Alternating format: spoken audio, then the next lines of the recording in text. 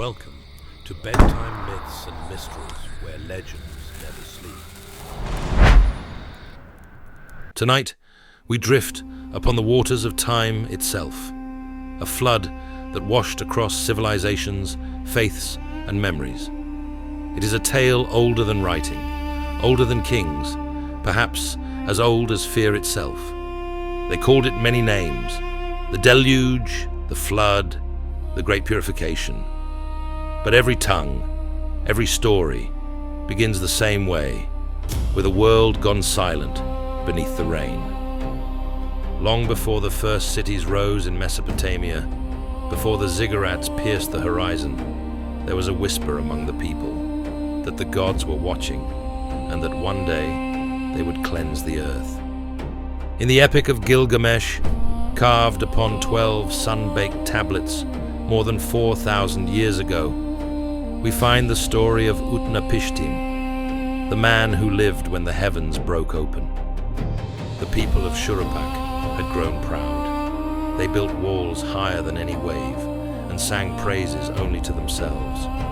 The gods, wearied by the noise and arrogance of mankind, gathered in council. Enlil, the storm god, raised his hand and declared that humanity would be undone, swallowed by the very waters that had birthed them. Only one among them was spared a whisper of warning: Utnapishtim, the pious man of Shuruppak. In the night, the god Ea spoke to him through the reeds, his voice a trembling wind. Tear down your house and build a boat. Abandon possessions, seek life. Bring the seed of every living thing into the ark. The flood will come, and it will sweep away all that walks or crawls upon the earth. Utnapishtim obeyed. He built a vast vessel, 7 decks high, its sides sealed with pitch, its ribs bound with rope. Into it he led his family, his craftsmen, and every creature that answered his call. Then came the first rumble, deep beneath the earth, as if the bones of the world were grinding. The sky grew dark, the air thick, and then it began. For 6 days and 6 nights, the world drowned. The winds screamed like dying gods. The rain fell not as droplets, but as walls of liquid stone. The mountains vanished, the temples sank, and all that had been became silence. Only on the 7th day did the sea begin to calm, and the ark, groaning beneath the sun, came to rest upon the mountain of Nisir. When the sky cleared, Utnapishtim opened a window and released a dove. It flew in widening circles, then returned, finding nowhere to land. A swallow followed, and then a raven, which did not return. The waters were receding. The world was being born again. He offered sacrifice upon the mountain, fragrant woods and sweet reeds, and the scent rose to the heavens. The gods, smelling the offering, gathered like flies, as the tablets say, and Enlil, though furious his plan had been defied, granted Utnapishtim and his wife immortality for preserving the breath of life. Thus ended the age of the first flood. Yet the memory did not die there. It drifted east and west, finding new names, new prophets, and new faiths. In the lands of Canaan and the deserts of Sinai, another tale was written, of a man named Noah. Like Utnapishtim, he too was warned. The world had turned cruel. The children of men had filled it with violence, and the Lord grieved that he had made them.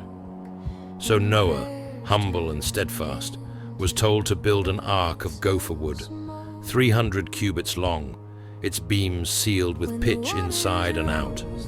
Into it he brought his family and 2 of every kind of creature, from the smallest creeping things to the proud beasts of the field. And then came the rain. 40 days and 40 nights it poured, until even the highest hills vanished beneath the waves. The fountains of the deep burst open, and the heavens wept without mercy. Yet inside the ark there was light, a flicker of oil lamp, a prayer, a song against despair. At last, when the waters withdrew, the ark came to rest upon the slopes of Ararat. Noah sent forth a raven, then a dove, as Utnapishtim had done before him. And when the dove returned with an olive leaf in its beak, he knew that life had returned to the world. He built an altar and offered thanks, and the Lord, smelling the sweet savor, promised never again to destroy the earth with flood.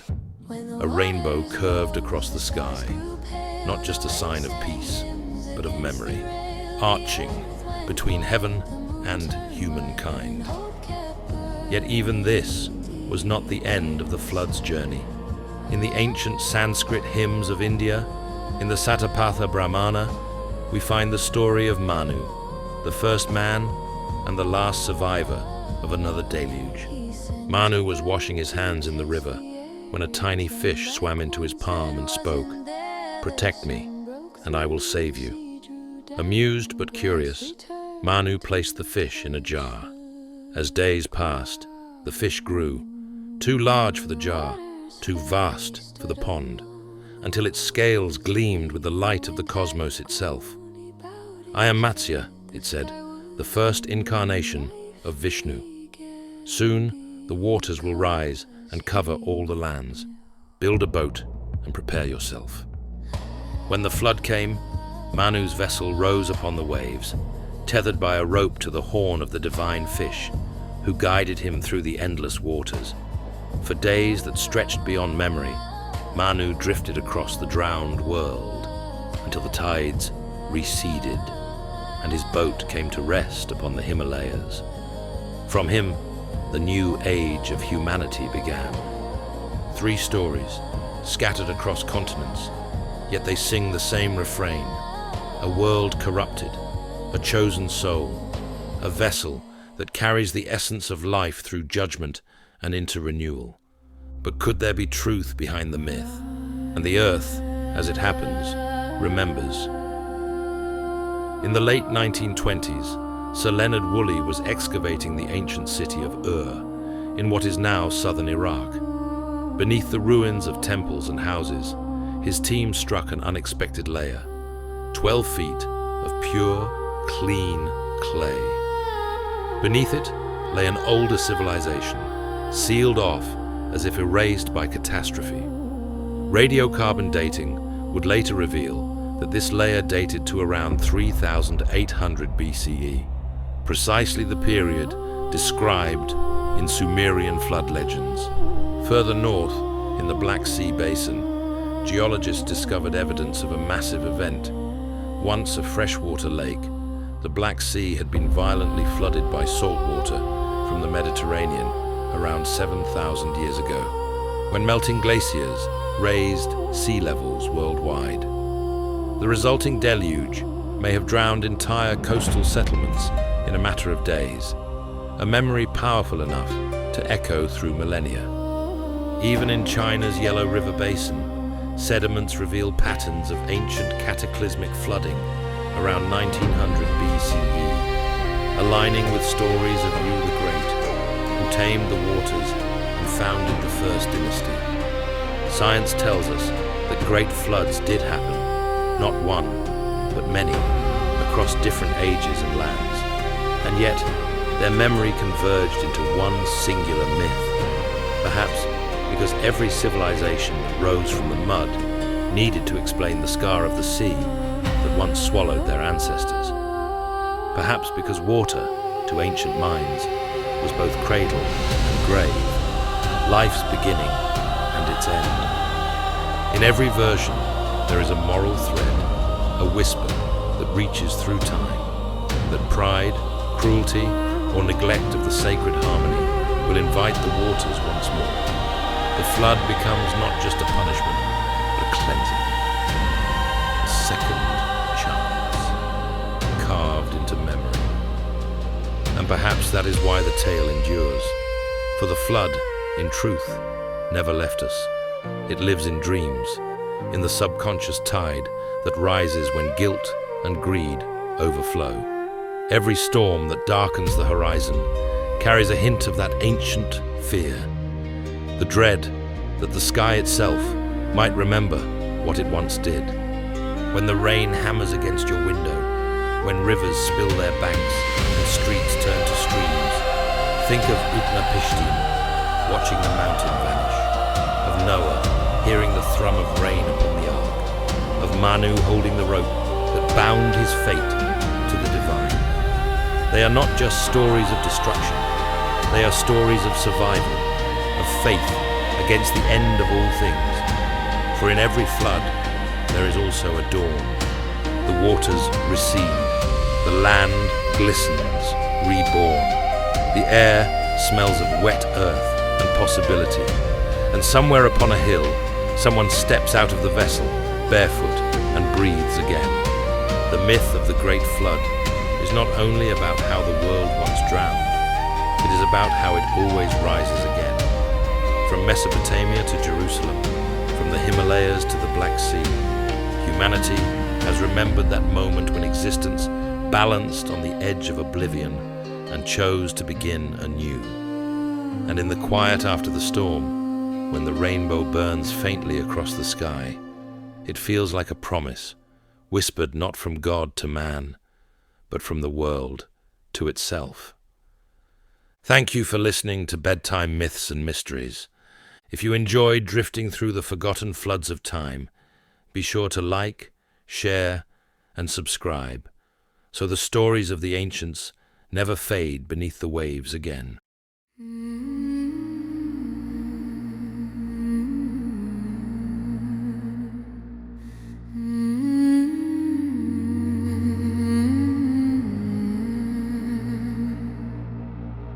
The ground was cracked, the sky turned red.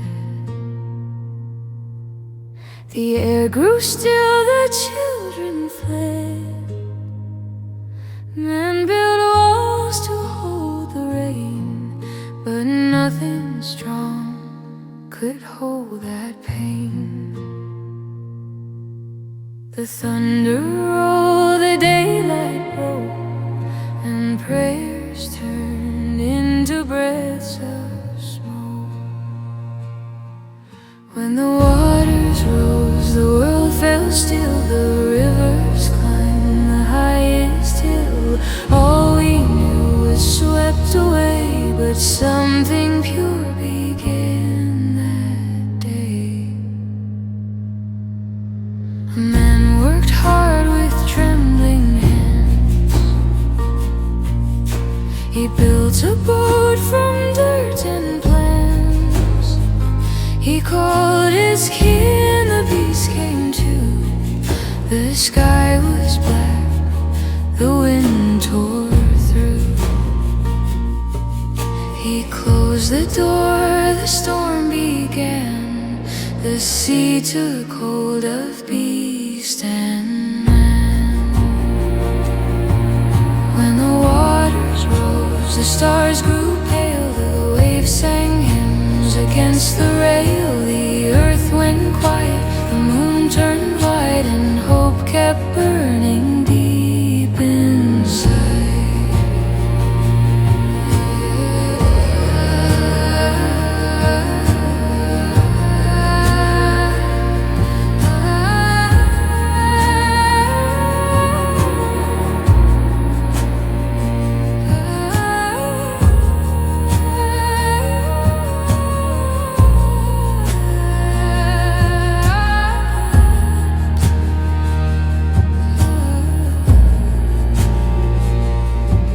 He sent a bird to test the air. It came back once, then wasn't there. The sun broke through, the sea drew down, and grass returned to touch the ground. When the waters fell, he stood alone. The world was clean, the wind had grown. He bowed his head, the sky was new, and life began because he